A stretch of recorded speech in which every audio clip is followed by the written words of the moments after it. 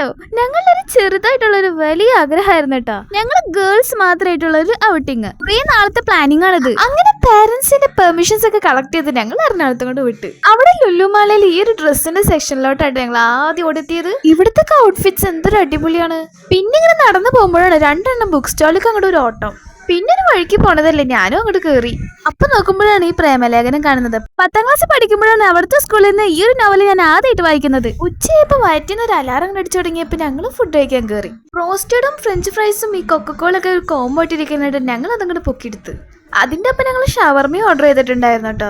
അതൊക്കെ കഴിച്ച് ഇനി അടുത്ത പ്ലാൻ എന്താണ്, എവിടേക്കാണ് ഇനി അടുത്തൊരു പോക്കെന്നൊക്കെ ആലോചിച്ച് ഞങ്ങൾ അവിടെ നിന്ന് മെട്രോക്ക് അങ്ങോട്ട് കയറി. എവിടേക്കാ അതൊക്കെ വഴിയെ പറയുന്നുണ്ട് കേട്ടോ. സത്യം പറയാലോ, ഞാൻ ആദ്യമായിട്ടാണ് ഈ മെട്രോയിൽ കയറാൻ പോകുന്നത്. അതിൻ്റെതായിട്ടുള്ള ചെറിയൊരു എക്സൈറ്റ്മെന്റ് ഉണ്ട്. ഇവിടുന്ന് നേരെ ഞങ്ങൾ ഫോർട്ട് കൊച്ചിയിലോട്ടാണ് കേട്ടോ പോകുന്നത്. അതിന്റെ വീഡിയോ നമ്മൾ അടുത്ത പാർട്ടിൽ ഇടുന്നതായിരിക്കും. അതുവരേക്കും ബൈ.